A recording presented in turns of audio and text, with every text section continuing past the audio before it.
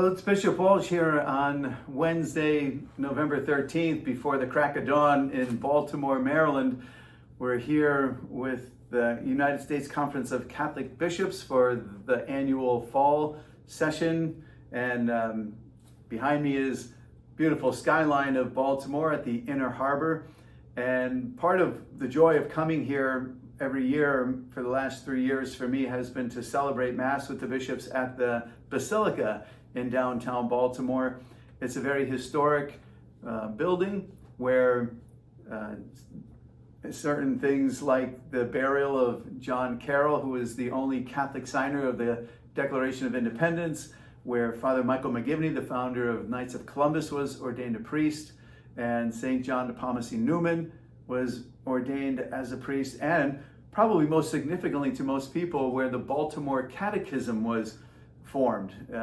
And it was one of the many sessions that took place where the whole church in the United States was gathering at the beginning in the 1800s, 1900s for different plenary and provincial meetings, and the Baltimore Catechism, which many people, I'm sure, learn their faith by remembering how to study the Baltimore Catechism and all of the lessons that were taught. So, and we know we have the Universal Catechism of the Catholic Church now that has expanded on that. There's, just as the church moves through time, the importance of learning our faith, and that's what took place here in Baltimore at the beginning, how important it was to get the word out, to evangelize, so that people were nourished with the teachings of the faith as it began to move westward, and as the country expanded and as the church continued to grow.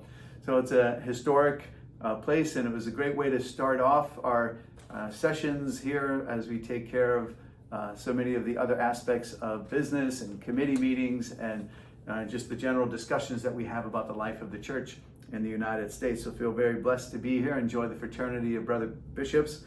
I don't want to forget that this past Monday was Veterans Day, and I want to wish a belated happy Veterans Day to all of our veterans. Archbishop Rolio, who is the president of the USCCB and is the Archbishop of the Military Services, presided at the Mass we had on Monday. Also the Feast of St. Martin, who was a soldier. So it's very appropriate in the sense of asking his intercession for all of our servicemen and women. And I'll be heading home tomorrow, and after morning sessions, and get home late tomorrow. Friday is going to be a day of catching up in the office, and then somewhat of a light weekend, but I plan on just kind of looking at the schedule ahead, and I have some things I need to get prepared, and some literature I need to read, and some reports and other kinds of planning for the weeks ahead. But I really enjoy this time of year. We're going to be looking forward to Thanksgiving and looking forward to Advent and Christmas.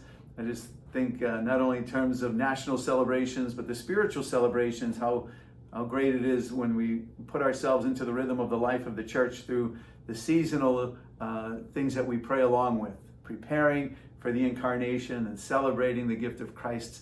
O come, Emmanuel. For next week, just a few things. We have Executive Council. That's Father Hayden and Father Wigton and I as Vicar General, Vicar for Clergy, and we do pastoral planning, reviewing the activities and life of the diocese. Just about every other week we do that. We have a meeting about the Heart of Christ ministry, looking to expand outreach, helping young mothers, and seeing how we can perhaps facilitate that coming to the diocese. It's already established down in Detroit, and they're looking to expand throughout the state of Michigan. Also, update from Father Jarvis about his shepherding of women who are interested in consecrated virginity for the church. And on Tuesday, I have Mass at the Cathedral in the morning, and several meetings, school administrators lunch, and all directors meeting to wrap things up. And lastly, if I could just offer a word of thanks to everyone who sent condolences or words of remembrance about my dog Sam. It's been over a week now, and I feel like a part of me is missing. I'm sure every pet owner can relate to that experience. It's just a very difficult experience when you lose a pet, and certainly Sam and I have been kind of side by side for the last 14 years and 2 months, and when he's not there now, it really leaves an emptiness and a void, and just praying my way through it. I'm grateful for a lot of support that has come my way, and different comments on Facebook and our website and other letters and cards that have come in. I just want to extend my gratitude for everyone and your support. Certainly it was an epic run, and a lot of happy memories have been coming back as I look through pictures and hear the stories of people being reminded of how Sam was a happy addition to their lives as well as to mine. So thank you for checking in today. We'll be praying for everyone here, my brother bishops from the USCCB meeting in Baltimore. Take care and God bless.